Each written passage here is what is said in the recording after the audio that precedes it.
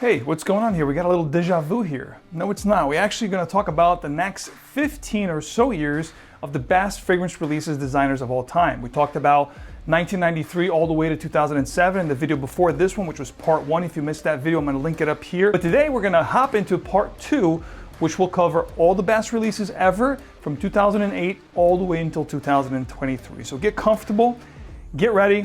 Things are about to get heavy. Let's go. Welcome back to another video. Max Forti here. If you do love to make a great and lasting impression, you should know by now that smelling good is a great way to start. Today we're going to cover the other half of the first 30 years, from 1993 all the way until 2003. We're talking about the best releases of each year from the designers. Of course, stay tuned. Once I wrap this video up, I'm going to hop into the best niche releases of all time from 93 all the way into 2023. So stay tuned for those videos. But let's start with the first designer's choice here of today's video. From 2008, I had to go with this one. You can't really go against the fact that this thing was a trendsetter, a groundbreaking fragrance ahead of its time when it first came out. People were up at arms. Everybody wanted this fragrance. You couldn't really find this fragrance here in the US. I had to get it imported from Italy or France. I think it was Italy, from Milan. Of course, I'm talking about the infamous, loved by most and hated by some, or I should say hated by most and loved by some. Doesn't matter, it's 1 million by Paco Rabanne. I love this stuff. This is the EDT. This particular bottle here has seen better days. It's been roughed around the edges, roughed around the feathers a little bit here. I've had this bottle for many years. I believe this was from 2010 or 11. I've gone through so many bottles of 1 million. You know, when it first came out in 2008, I wore a lot of this fragrance. Night out, going out with friends, going to clubs, you know, clubbing. This was my go-to, and this was actually the fragrance that I met my wife. I was wearing this fragrance, and this is a great fragrance for compliments. I don't have to say too much. Everybody and their mom have smelled this fragrance at some point. It's one of those, everybody knows this scent profile. It's sweet. You have the rose, the mint up top. There's a patchouli here. Ton of great notes. This is a sweet, spicy cinnamon. It's a very sweet, spicy, sassy, sensual type of fragrance. Great for romantic settings, night out, dancing, fun. I guess the key word here is a very fun, jovial, and playful type of scent. I love this stuff. It has a special place in my heart. Hence the fact my favorite release from 2008, right here, 1 million by Paco Rabanne. If you disagree, drop down in the comments whatever year I'm going through here. If you think there's something better, of course, I'd love to read your comments. But this one here is my favorite from 2008. Going to 2009, I have to go to this one here from the house of Yves Saint Laurent. I'm going to have to talk about, of course, La Nuit de l'Homme. This is another one that you can say what you will.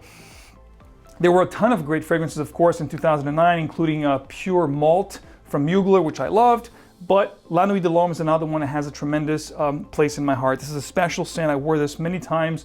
I believe this is like my second or third bottle of this fragrance. This is a vintage formulation from 2011 or 12.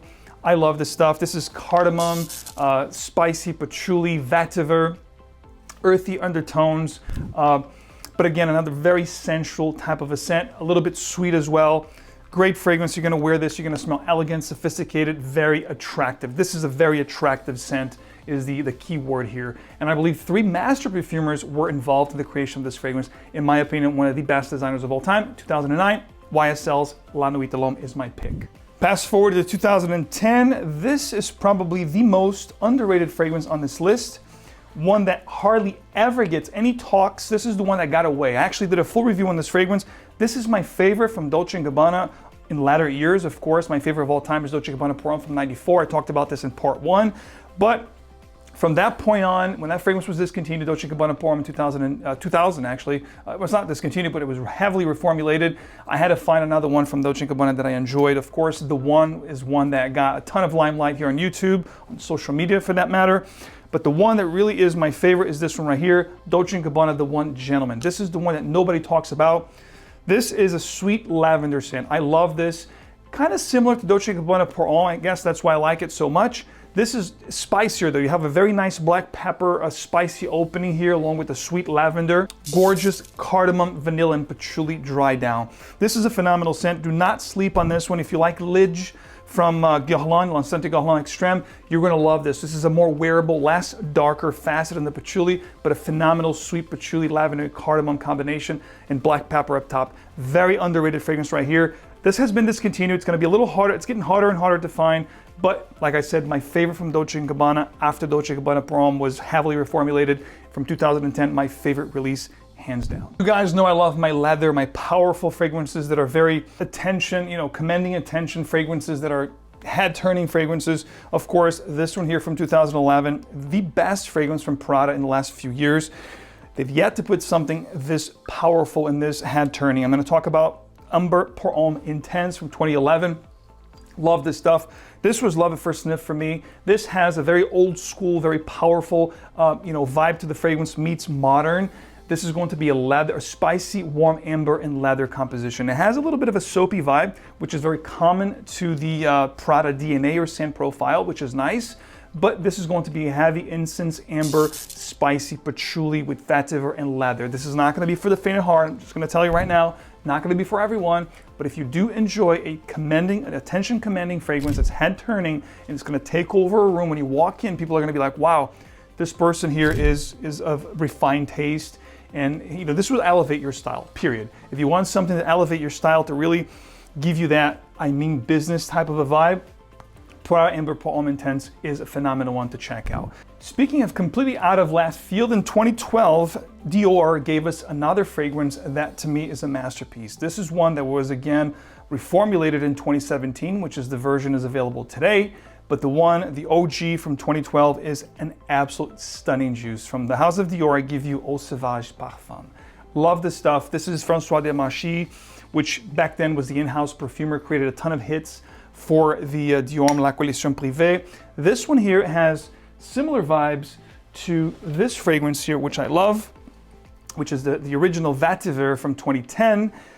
Which I believe François Desmarchis bore a lot of the inspiration to make this fragrance, which is again very heavy on the vetiver note. You have lavender here, some spices, a little earthiness to it, slightly sweet and powdery kind of a vibe, very elegant, very sophisticated, very attention commanding, very powerful juice. Not for everyone, but again, this will start very powerful, very commanding. You have some incense and myrrh, I believe is here, which will be a little bit daring, but as the fragrance develops and warms up with your body chemistry, it gets smoother, creamier, and a little bit powdery, and definitely one of those fragrances that will definitely turn heads. Love Eau Sauvage Parfum. To me, currently my favorite Eau Sauvage, period. If I have to choose one Eau Sauvage, this would be the one I was going to pick. And I think there's an Eau Sauvage Extreme that I love with a black bottle. I love that one as well. That one would be my second favorite right now. It's very aromatic, fougere kind of a fragrance. This one borrows elements from fougères, but it's a very green and spicy type of a scent. Love this stuff. 2013 gave us a fragrance that in my opinion is a fantastic value proposition. When you think about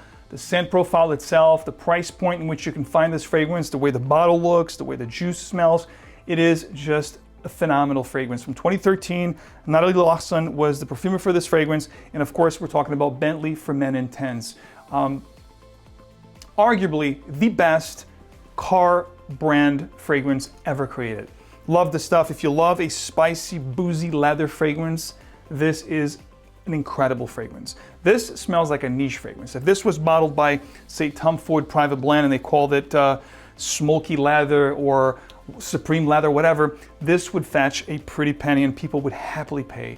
You can find this so heavily discounted that it is a sin not to have in your collection. This would be something, if you're looking to get into leathers, this is a great way into it. We're talking rum, spicy leather, some incense vibe, earthy patchouli and vetiver in the base, powerful, long-lasting, and incredibly smelling. Bentley for Men Intense from 2013, my favorite pick release for that year. Now, 2014 was a very good year for fragrance releases. We had a great number of incredible releases. This is one of my favorite Dior's to date. This is Dior Fahrenheit Le Parfum. Don't confuse with the original. The original from 87, 88 is completely different. This was François Desmarchis, again, in-house perfumer at that point. He added this boozy note with the vanilla bourbon in the base.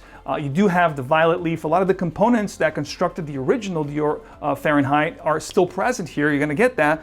But he elevated the scent in the modern touch, given sweetness to the fragrance, making it a little boozy as well with the rum note that I talked about. So this is boozy, it's sweet, it's more playful, it's very sensual, very romantic, a fantastic scent. This is a little hard to find. You're not gonna find this at your general store, your Macy's or whatever. You'd have to pick this up online, which is a good thing, meaning not everyone's gonna rock what you're rocking. So you're gonna have that special, something, you're gonna have that edge. You're gonna stand out from the crowd. This is one of those scents, guys. A standout type situation here. Dior Fahrenheit Le Parfum, one of my favorites of all time. Definitely the best release from 2014. If you haven't gotten your nose on this one, you are missing out. Speaking of criminally underrated gems, fragrances that really, slipped under the radar, fragrances that you didn't hear much people talk about, this is one that I absolutely love. This is actually my second bottle of this fragrance, and I'm actually trying to find a bottle. It has been discontinued from what I understand, getting harder and harder to find, but it shouldn't be too hard to find right now because it's probably gonna get harder now because I'm sharing it with you. But anyway, this is one that if you do enjoy a boozy, spicy, warm, woody fragrance, you're gonna love this one. This is from the house of 𝗏𝗏, which you should know by now, 𝗏𝗏 is one of my all-time favorites. Fougere Barbershop feels spicy. I love that fragrance. I have so many bottles of 𝗏𝗏, including the one back here, always sits behind me. Here's the bottle right here. It is one of my favorite scents of all time. This is the fragrance that really started my journey when I was a kid. So this one here is a 2015 release, 𝗏𝗏 Intense. Now, there was an 𝗏𝗏 Intense in 1992, which again, a lot of people didn't hear about. I do have that bottle, which is completely, hard to find and was missed. Nobody really talked about that fragrance. This is another one. This is another one of those hidden gem kind of fragrances, and this is an absolute stunning fragrance. To give you a reference point of what this smells like and how good this is, if you've tried 𝗏𝗏 from Parfums de Marly, if you've tried Ambre Narguilé from Hermès, this is that kind of a scent profile. You have that cinnamon, sweet apple pie kind of a vibe with the apple brandy situation here, way before Kilian came out with apple brandy. That's kind of a fragrance you're getting here. It's an apple brandy, boozy, spicy, apple cinnamon, apple, pie kind of a situation. You do have the vetiver in the base, you have the lavender, you have some of the spicy and green components of a fougere, but with that little hint of a borderline gourmand situation here. Love this stuff. Incredible, and you can see how much I wore this fragrance, and I still wear it in the fall and winter and even early spring. This is one of those scents that will definitely command attention. It's going to get you smelling great, and I doubt anybody around you will know or will smell as good as you. From 2015, guys, 𝗏𝗏 Intense. Another one that if you can, definitely pick up a bottle. You're going to thank me later. All right, before we get into the last stretch here, the last 8 fragrances that I'm going to share with you, now we're going to go into 2016 to 2023. I want to tell you that you can try all the fragrances in both part 1 and part 2 at perfume.com. Check it out. If you love to try fragrances before you buy it, that's the best way to do it. Get yourself a decant, an atomizer sprayer, carry with you, wear the fragrance, make sure you love it before you commit to a full bottle, discontinued bottle, hard to find, expensive, niche, whatever, they've got you covered. Niche, indie, designer, they've got it all. Check out details below. I have a special code for you. Enjoy. And of course, all the fragrances will also be linked below if you guys want to pick them up at the best possible price. I do the legwork for you, so you don't have to, from a fragrance lover to another. So now we're gonna go to 2016. 2016 was another good year. In fact, there was a couple fragrances that I could have picked for this spot, but the one I'm gonna talk about here is one that was discontinued. Now, all of a sudden, it's starting to pop up again. People are starting to find, I don't know if the company has brought it back, but I'm happy to see it's available now because I actually picked up another backup bottle for me. And this is from the house of Robert Graham, another one that hardly ever gets mentioned or talked about. This is a tobacco fragrance, ladies and gentlemen. You guys know how much I love my leathers, my tobaccos, my boozy scents. This is Robert Graham's Fortitude. I spoke to you guys about this fragrance so much, did a full review on this fragrance years ago when it first came out. I believe in 2017, a little later after it came out, I did a full review for you guys.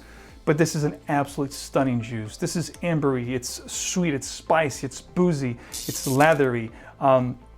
It's got the tobacco note in here. It's a powerful blend that will definitely make you stand out. This is a compliment monster as well. I love rocking this fragrance because usually when I wear Fortitude, people ask me what I'm wearing. And this is one that I don't need to spray too much or overspray. It's gonna linger. If you put 4 to 5 sprays on your garment, forget about it. It'll be there the next day. It will give you tremendous sillage and scent trail. Fortitude, to me, when I smell this, it gives me off a niche kind of a vibe. Just like I talked about Bentley from an Intense before. This is another one that if it was like a private blend or Chanel Les Exclusives with this scent profile would easily fetch $300 to $400 and people would pay with a smile. So guys, here's another hidden gem that I'm sharing with you today. Definitely grab a bottle if you can, get a decant, sample it. You're gonna love it, I promise you. Now, 2017 was another good year that had some really good releases. In fact, I was in between this one and another Tom Ford release. This one here, in all fairness, was to me the highlight of 2017. You might be able to find this the time I'm shooting this video. I saw a couple places had this in stock, fingers crossed you still can find it. This is Bottega Veneta Pour Homme Parfum, the Parfum edition, which is the hardest one to find. The regular, the Intense, you can find, more readily available, but the parfum version of this fragrance is a little hard to find. And what this is, it's a leather-based scent. So it's a spicy, smoky leather with vetiver, some spices up top, some woody components here, nuances. You also have this fougere-like, very green and coniferous kind of a situation here with pine cone and balsam fir in the heart. It's a very, green, woody, aromatic, and spicy leather. I love this stuff. This is another one that, like I'm wearing dark today, if I'm working, dark garment or a dark leather jacket, this is usually the fragrance that I go for. And I'm telling you, it pairs up perfectly. Love this stuff, guys. And like I said, if you share similar tastes, you're going to love this stuff. Hard to find, but definitely worth finding it if you can, because again, this is gonna give you an edge and you're not gonna smell like everybody else. Fast forward to 2018, here's a fragrance that I brought forth here on the channel when it first came out, and I found out about it. I smelled it immediately. I thought about, wow, this reminds me of a very expensive fragrance from the house of Moustache, Eau de Parfum 2018. This stuff here is a sweet patchouli with rose, spices. It's got this creamy sandalwood in the base. Smells like $1 million. And again, for the longest time, you could find this very cheap, under 50 bucks. Then as people got a load of this fragrance and they started to buy more and more and more, the price kept going up, and it's one that even at discounters you couldn't really find it because it kept going in and out of stock very often. But right now, the time I'm shooting this video, I actually checked it out and it was available. And like I said, from 2018, this to me was the highlight because it's very similar to Tuxedo, but this goes into a different direction, a more wearable direction. It's a little less sweet than Tuxedo, which for some people is a good thing. I love this stuff. I believe this has been my second bottle since 2018 when I bought my first bottle, so I went through a full bottle, and this, there's a little dent here. Granted, I don't wear as much anymore, but I have to give credit where credit is due. This is definitely the best release from 2018, and one that a lot of people here on YouTube and on social media for the longest time had this in their top lists. And oftentimes I revisit this fragrance, and who's to say maybe in future lists this will come up again. I love this stuff, guys. Moustache Eau de Parfum from 2018, the best release for that year, period. In 2019, another underrated brand, which I always talk to you guys about, check this brand out. The brand is Cartier, the collection is Pacha, and this is Pacha de Cartier Parfum. An absolutely beast of a fragrance. Again, a lot of the components I love here. This is a sweet, spicy, leathery, boozy type scent. You have the whiskey note up top, which will greet you at hello. And it's definitely gonna be one of those, groundbreaking type scents. It's gonna smell, different than anything else in your designer counter. If you have, the House of Cartier available at your designer counter, definitely check this fragrance out. You're not going to disappoint. Resins, tonka, the whiskey I talked about, patchouli, spices, an absolutely beast of a fragrance. What I like about this fragrance is that it's rather linear, which for a lot of people it's not a good thing. To me it is, because I love this fragrance from the beginning, so it stays. I get that booziness, that green, fougere-like. There's no lavender listed here. There's sandalwood, there's spices, there's resins, but I do get a green undertone. Perhaps there's clary sage. There's definitely an herbal feel to the fragrance, which to me pays homage to old school, powerful fougeres that I love, but then adds those modern components like the whiskey note, the resins, the benzoin, which adds sweetness to the fragrance, an absolutely beast of a fragrance and performance as well. And again, one of the best releases over the last 30 years. Right here at the 2019 spot, the best release was Cartier, Pacha de Cartier Parfum, hands down. Of course, I'm gonna talk about this one right here from 2020. This one has a very special place in my heart. This is Jean Paul Gaultier's Le Male Le Parfum. Absolutely love this juice. The first moment I sprayed this fragrance on, it was love at first sniff. I love what they did here. There's a little bit of a, DNA or scent profile from the original, but goes into a more, dark, resinous, licorice kind of a vibe. There's iris here as well. I love the combination of notes. To me, this is a special fragrance. Quentin Bisch is the perfumer of this fragrance, along with, I believe, Natalie Gracicetto. Together, they created a masterpiece. Love this stuff. This is oftentimes underrated. Many people don't talk about this. Many people haven't even tried this fragrance. Give this fragrance a time of day. Trust me, you're going to love this. If you don't like it from the first sprayer, wait a little longer, let it sit on your skin. Believe me, it'll do its magic. I love Jean Paul Gaultier's Le Parfum. To me, like I said, the best flanker ever made. Don't snooze on this one, guys. Trust me, you're gonna love it. Now, the next pick here is definitely polarizing, definitely controversial. That's one of those love and hate, just like the 2008 Paco Rabanne 1 million that I talked about. This is another one that will definitely get people talking. I hate this, I love this. no matter what, you have to give credit where credit is due. This was a groundbreaking fragrance, a trendsetter, so to speak, in the last few years. From the house of Dior, which I love, to this day I've always said it's my favorite designer brand ever. I have to give credit to this one here from 2021. This is Dior Sauvage Elixir. I wear this quite a lot. You know, during the early spring, you know, when it's still cool out, the fall, and especially in the wintertime, I rock the hell out of this fragrance. And believe me, for the price point, a lot of people think, oh, you know, this is a little expensive, too much for a 60 ml designer fragrance, but this is a beast in performance. Incredible sillage, amazing performance. This is a resinous, and again, I'm not a huge fan of the original Dior Sauvage, which again, you have to give credit. That fragrance, I think it was released in 2015, and then we had the Eau de Parfum, the Parfum, and then the Elixir in 2021. That DNA of the Sauvage, whether you like it or not, is a great smelling fragrance. But it is overplayed, that's why it's not on my list. But this one here did something special. It took that DNA and added these really powerful, you know, timeless kind of a scent profile with resins. There's a sweet lavender here, definitely resins, definitely spices, definitely green aromatic, fougere-like scent. This is definitely the more mature of the whole bunch of Dior, you know, Sauvage fragrances. This is the one that to me takes the cake in performance, in smell, in scent profile. This is an absolute beast of a fragrance. I love this. This gets me compliments. People want to know what I'm wearing. When I tell them it's Dior Sauvage, they scratch their heads. It's not Sauvage because I own Sauvage. Yeah, but it's not the Sauvage you're thinking. It's the Elixir, which again, oftentimes gets, you know, dismissed. People don't really understand how good this fragrance is. So give it a try if you will. Get a decant if you would. I'm telling you, you're gonna be pleasantly surprised. 2022, this fragrance made the best release of that year when I did my overall, you know, recap of the year. And of course, it has to be here on this list from the house of Givenchy. This is Gentleman Reserve Privé. This is going to be a gorgeous fragrance with whiskey, iris, cocoa patchouli, you know, spices, resins.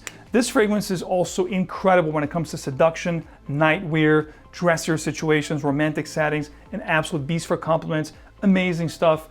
People love this, oftentimes make a lot of, you know, cool weather lists out there on social media in general. This is a fragrance that to me replaced the new reformulations of Dior Homme, Dior Homme Intense. Those fragrances have been incredibly neutered. Whatever is available today is a fraction or shadow of what those fragrances were. So if you wanted something that will give you that same feeling of those fragrances, Givenchy's Gentleman Reserve Privé is your fix. Love this stuff, and I can't recommend this enough. Check this fragrance out. One of the best designer fragrances available today, period. So ironically, we started the list with a Paco Rabanne fragrance, and we're gonna end the list with another Paco Rabanne fragrance. Could you tell me what it is? Could you guess what it is?